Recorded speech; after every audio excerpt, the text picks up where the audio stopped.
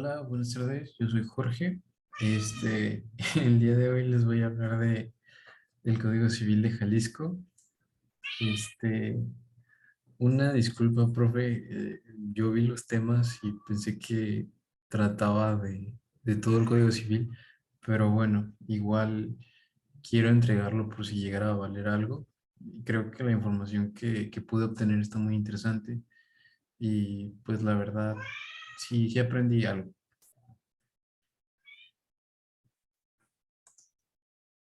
Y si no, pues está bien, lo entiendo. Eh, bueno, primero que nada, ¿qué es un derecho de personalidad? Este, pues es aquel que tutela y protege el disfrute del ser humano como integrante de la sociedad en distintos atributos.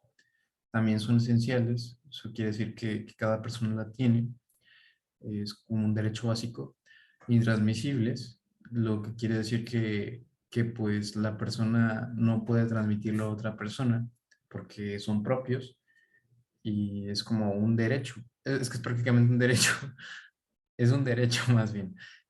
También son originarios, eso significa que se originan al nacer, son innatos, o sea, que existen aunque no se conozcan, inalienables, que no se pueden enajenar ni rentar ni nada por el estilo. También son imprescriptibles, esto quiere decir que no se extinguen con el tiempo como algunos otros derechos, y también son irrenunciables, esto quiere decir que pues obviamente no puedes renunciar a ellos. El patrimonio se constituye de diferentes aspectos, como lo puede ser el patrimonio económico, el patrimonio social y el patrimonio moral. El patrimonio económico vendría a ser pues todo aquel que, que se constituye de bienes físicos o intangibles, los cuales se haya pagado, por así decirlo.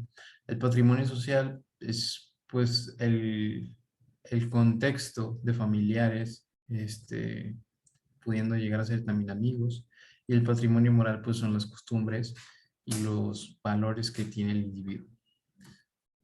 ¿Qué se considera minoría de edad y qué mayoría de edad?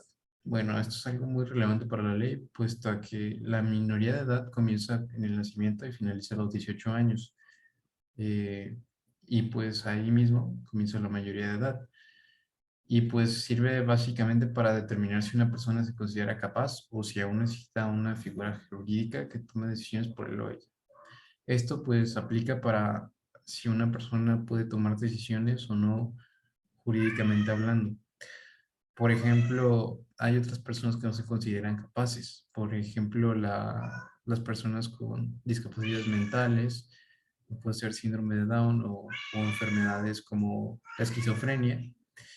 Y pues la siguiente sería, ¿qué actos se consideran de interdicción? Son todos los actos de administración realizados por incapacitados, o sea, no tienen validez. Los actos también hechos por menores emancipados, referencias a enajenación, gravamen o hipoteca. Estos actos, o sea, la interdicción significa que los actos en realidad no tienen validez, se consideran inválidos.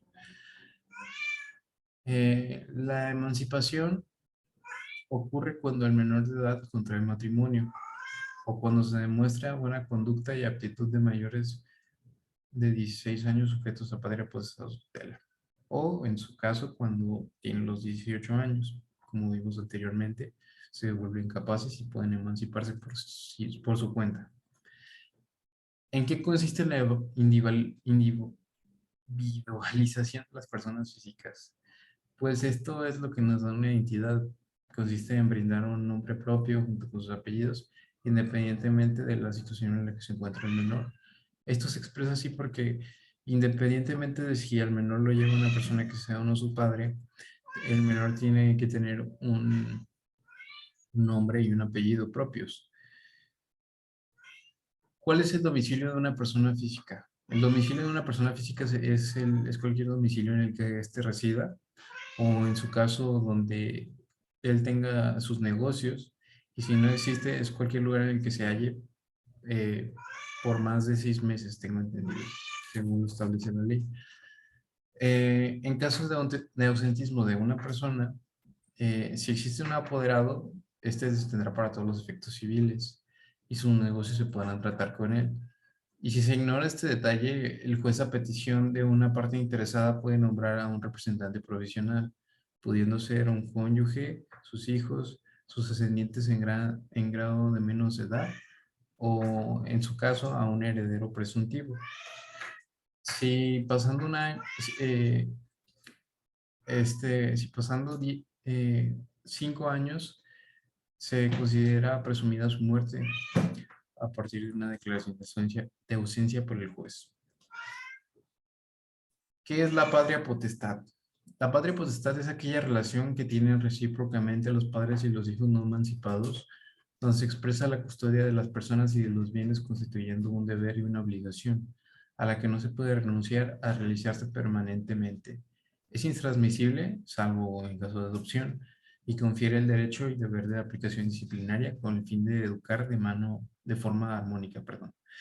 Y pues básicamente es la relación que tenemos pues todos los que vivimos una infancia con nuestros padres, se puede decir que es el derecho que tenemos a recibir alimento, hogar y pues protección lo podría hacer también.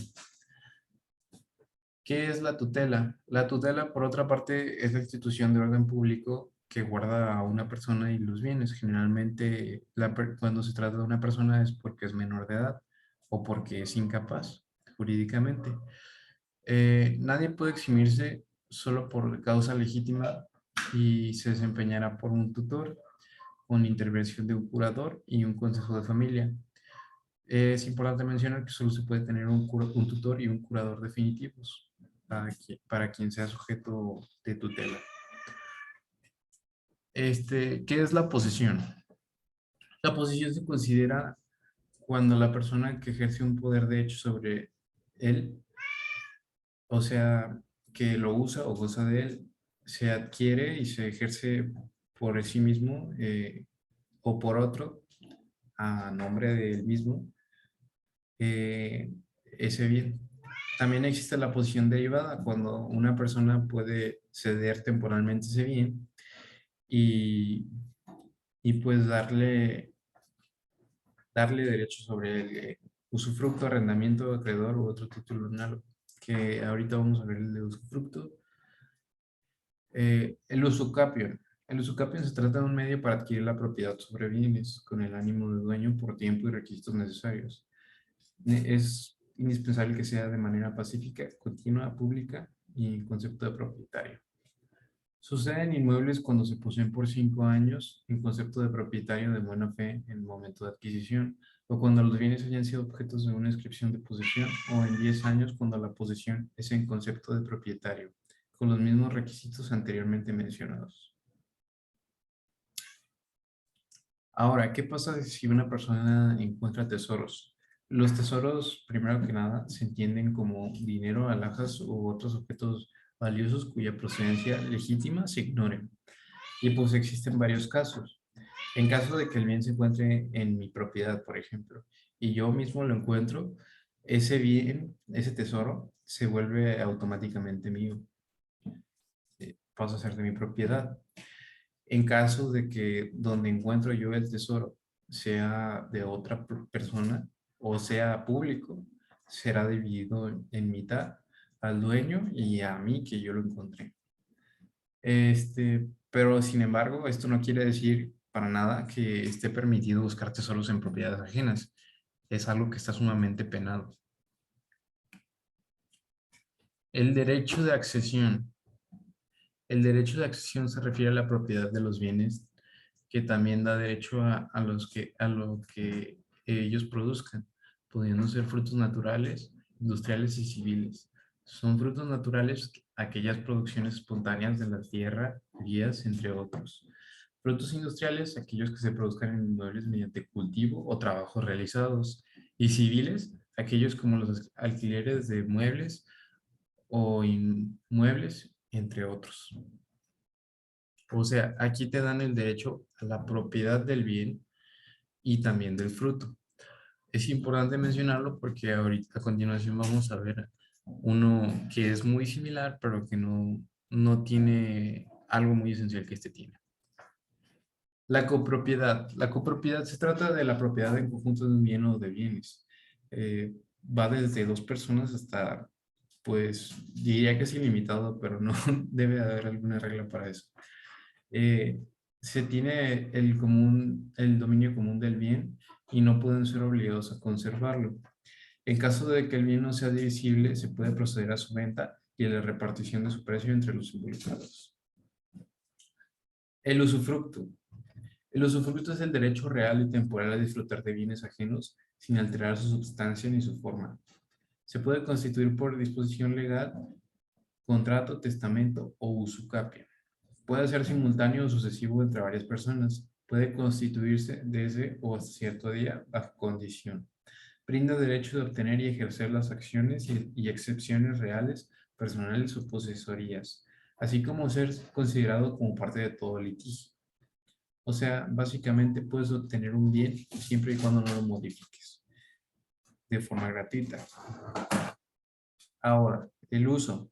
El uso es muy parecido al que anteriormente habíamos visto que les había mencionado. El uso es el derecho de percibir frutos de una cosa ajena, un bien ajeno. La habitación, por su parte, es el derecho de ocupar gratuitamente un cuarto de habitación para sí mismo y para su familia en su caso. Todo esto sin la posibilidad, obviamente, de enajenar, grabar o arrendar el inmueble en cuestión. También el derecho de uso tiene ciertas limitaciones, como que en caso de que tú termines todo el fruto, eh, tienes que, eh, quedas obligado para cubrir los gastos de cultivo, reparaciones y pago de contribuciones. El derecho de uso en tiempo compartido, por otra parte, es otro régimen jurídico donde tú compras un inmueble como si fuera en copropiedad, pero la diferencia aquí es que se hace mediante contrato, también como en copropiedad, pero aquí se describen generalidades en el contrato, donde se describe la ubicación, la descripción, el plazo de afectación, que esto quiere decir el plazo en el que puedes usar el bien, es la diferencia de la copropiedad, donde no se da un plazo, y pues condiciones y facultad de reglamento interior del bien y otros aspectos. El derecho de superficie es me pareció un poco complejo, pero básicamente faculta a sembrar, plantar o edificar sobre una parte o la totalidad de un terreno, perteneciendo al terreno al dueño de este. O sea, el dueño del terreno se queda con la propiedad del terreno. Pero la otra parte, la edificación, el sembrado o donde plantes, o sea, la plantación más bien, es propiedad tuya. También se hace mediante escritura pública y se puede enajenar separadamente de la propiedad del suelo, convirtiéndose el adquiriente en el titular del derecho real de la superficie. Y bueno, por último, ¿qué es el comodato? El comodato es un contrato mediante el cual una persona se le obliga a conceder gratuita y temporalmente el uso de un bien no fungible a otro comodatario. Cuando el préstamo sea de bienes consumibles, tendrá que ser restituidos idénticamente. El comodatario adquiere el uso, pero no frutos y accesiones del bien prestado. Además, está obligado a poner toda diligencia en la conservación del bien, siendo responsable por cualquier deterioro sufrido. Esto es que puedes usar el bien básicamente siempre y cuando no hagas nada que perjudique al bien, lo veas como propio y pues no tienes derecho a su fruto, vaya, solamente a su uso. Y pues esto sería todo de mi parte. La verdad es que aprendí muchísimo, pese a que no era uno de los temas que usted nos dejó. Me pareció muy interesante porque había varias cosas que no tenía como la noción de cuál era la diferencia entre ellas, por ejemplo, el usufructo y el comodato, y pues ahora lo sé. Eh, y espero que a quien caiga este video pues también les sea de utilidad. Eh, y la verdad, Me pareció que es algo que todos debemos de conocer porque puede que tarde o temprano lleguemos a necesitar un nuevo tipo de contratos o a saber cuáles son las bases de pues, el Código Civil, como qué tipo de personas son capaces o qué nos hace tener ciertos derechos o ser acreedores a ciertas obligaciones. Y pues eso sería todo de mi parte. Muchísimas gracias por la atención. Y esta sería la única referencia bibliográfica que utilicé, que fue la del Código Civil del Estado de Jalisco. Muchas gracias y hasta luego.